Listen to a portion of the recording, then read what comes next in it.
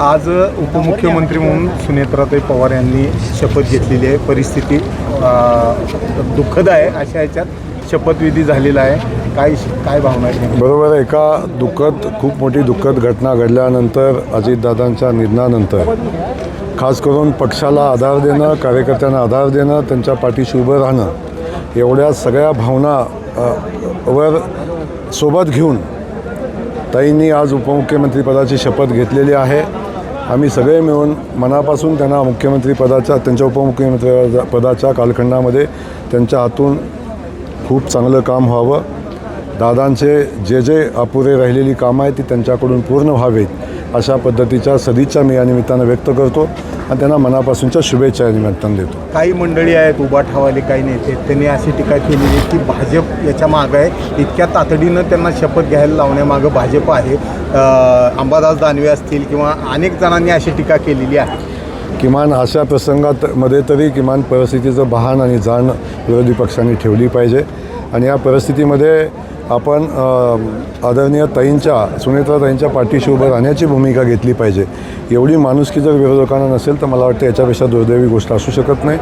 ज्या प्रसंगी आपण बघतो की लाखो कार्यकर्ते या राष्ट्रवादी अजित पवार गटाचे जे होते त्यांना आणि त्यांच्या सगळ्याच नेत्यांना या ठिकाणी धीर देणं आणि त्या सगळ्यांना एका सूत्रामध्ये बांधून ठेवणं ही जबाबदारी वास्तविक पाहता होती आणि त्या अनुषंगानं ज्या काही शपथविधी घ्यायला लागल्या अशा अनेक प्रसंग याच्याही अगोदर झालेले आहेत. त्यावेळी अशा परिस्थितीमध्ये शपथ झालेली आपल्या सगळ्यांना माहिती आहे. त्याच्या अधिकचं बोलणं मला उचित वाटत नाही, परंतु सगळ्यांनी परिस्थितीचं भान ठेवावं एवढी विनंती या निमित्तानं. भाऊ, कालच्या प्रचार सभेमध्ये थेट खासदार जे आहे ते धैर्यशील मोहिते पाटील यांनी तुमच्यावर निशाणा साधताना कुठंतर दुजाभाव होतोय, भेदभाव केला जातोय आणि हा भेदभाव जो आहे DPDCमध्ये निधी देण्याचा तो पडलेल्या उमेदवाराच्या सांगण्यावरून केला जातोय असा आक्षेप घेतला. नाही, मला एक कळत नाही. उमेदवार पडलेला असो, उमेदवार उठलेला असो, उमेदवार जिंकलेला असो, आपल्या मतदारसंघामध्ये विकासाचं काम झालं पाहिजे याला महत्त्व आहे का अन्य कुठल्या गोष्टीला महत्त्व आहे हे पहिलं तपासून बघितलं पाहिजे आणि मुळातच ते काय म्हणतात त्याला शून्य किंमत आहे. त्यांना मनापासून शुभेच्छा आहेत. कोर्टात जावा, कचेरीत जावा, तिथून फंड आणा, तिथून काम करा. माझं काय म्हणणं नाही.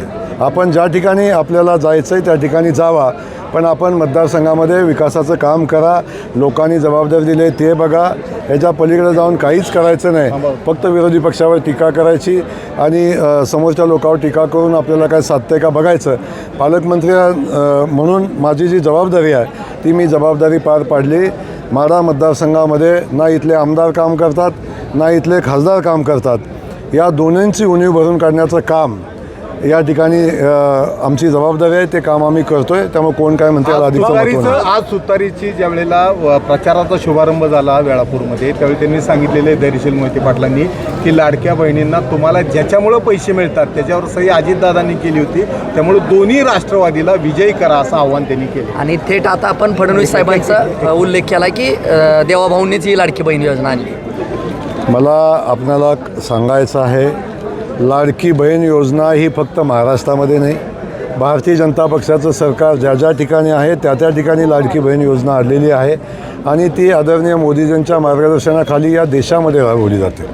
मग मध्य प्रदेशपासून ज्या ज्या ठिकाणी भारतीय जनता पक्षाचं सरकार आहे त्या त्या ठिकाणी योजना राबवली जाते आणि ही योजना माननीय मुख्यमंत्री देवेंद्र फडणवीस साहेब तत्कालीन उपमुख्यमंत्री होते त्यावेळी या योजनेची संकल्पना पुढं आली आणि संकल्पना पुढं आल्यानंतर महाराष्ट्र सरकारने ती योजना स्वीकारली आणि ती योजना चालू आहे. ज्या लोकांनी हे सरकार येऊ नये म्हणून प्रयत्न केले, ज्या लोकांनी या सरकार निवडून जेव्हा निवडणुका चालू होत्या त्यावेळी लाडकी बहीण योजना ही फसवी योजना आहे, ही निवडणुकीपुरती योजना आहे. ही भाषणं कुणाची होती? आत्ता जे सांगतात त्या खासदार मोदयांची भाषणं ऐकून काढून बघा. त्यावेळी सांगितले की फसवी योजना आहे. याच्याबद्दल यांना प्रेम कधीपासून या योजनेला आलं. त्यामुळं माझी या माध्यमातून आपल्या माध्यमातून त्यांना सांगणं आहे की लाडकी बहीण योजना ही आमच्या देवेंद्र फडणवीस साहेबांच्या नेतृत्वाखालच्या महायुतीच्या सरकारची आहे. त्याला बाहेरच्या लोकांनी सांगायची आवश्यकता नाही आणि मुळात त्यांना प्रेम आलं कधीपासून या सगळ्या गोष्टीचं. त्यामुळं ही योजना भारतीय जनता पक्षाची आहे हे सांगण्यासाठी कुठल्याही खासदाराच्या सर्टिफिकेटची आवश्यकता नाही. भाजपचा माढ्याचे सुपडा आमदार साफ करणार माढ्याचे- हे आजही त्यांनी सांगितलेलं आहे. भाजपचा सुपडा यावेळेला साफ झालेला दिसेल, लोकांकडनं वधवून घेतलेले प्रचारासाठी. आपण पाहतो की कुणाचा सुपडा साफ या जिल्ह्यामध्ये झालेला आहे, काय अवस्था आपल्या पक्षाची आहे. आपण सोलापूर महानगरपालिकेची निवडणूक बघितली, आपण नगरपालिकेच्या निवडणुका आपण बघितल्या. नगरपालिकेच्या निवडणुकीमध्ये अकलूज सोडलं तर एकाही ठिकाणी जे घरानं पश्चिम महाराष्ट्र आणि महाराष्ट्राचं राजकारण करत होतं त्या घराण्याला अकलूजपुरतं मर्यादित ठेवण्याचं काम आपण पाहिलं असेल की अकलूजच्या बाहेर ते जाऊ शकले नाही, मत मागू नाही शकले, पॅनल उभं नाही करू शकले. आणि सोलापूरच्या महानगरपालिकेची निवडणूक झाली, त्या महानगरपालिकेमध्ये खातंसुद्धा उघडलं नाही, तुतारीचं खातंसुद्धा उघडलं नाही. त्यांना काय अधिकार आहे? सुपडा साफ कुणाचा झाला हे जनतेनं दाखवून दिलेलं आहे. त्यामुळं आत्मपरीक्षण केलं पाहिजे आणि सुपडा साफ आपलाच झाला आहे हे आपण बघितलं पाहिजे. भाऊ, माढ्याचे आमदार अभिजित पाटील आणि भगीरथ मालकी यांनी आघाडी केलेली आहे पंढरपूरमध्ये आणि माढ्यामध्ये, आणि त्यांनी दोघांनीही सांगितलेलं आहे की आम्ही देखील भाजपचा सुपडा साफ करू. कुणी अभिजित पाटील आणि भगीरथ मालकी. काय कोणी काही बोलत आपणाला माझं सांगणं आहे, जी लोक एकत्र आलेत, काल कुठं होती ते पहा, एकत्र आले त्यांना शुभेच्छा आहेत. आणि 9 तारखेला निवडणुकीचा निकाल लागल्यानंतर आपण या संदर्भात बोलू.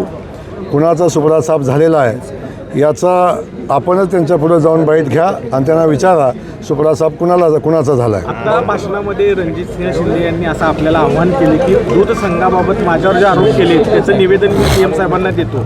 त्या माझ्या चौकशीबरोबर विठ्ठल सहकारी साखर कारखान्याची देखील चौकशी करा असं आव्हान दिलेलं आहे. आपण असं काही नाही, मी आपल्याला सांगतो की आवश्यकता असेल तर रणजित भैयांनी सांगितलं तसंही करता येईल.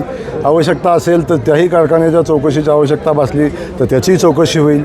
त्यामुळं जे पैसे आपल्याला आले ते पैसे योग्य ठिकाणी लावले पाहिजेत, वापरले पाहिजेत, ज्या कारणासाठी दिले त्या ठिकाणी वापरले पाहिजेत.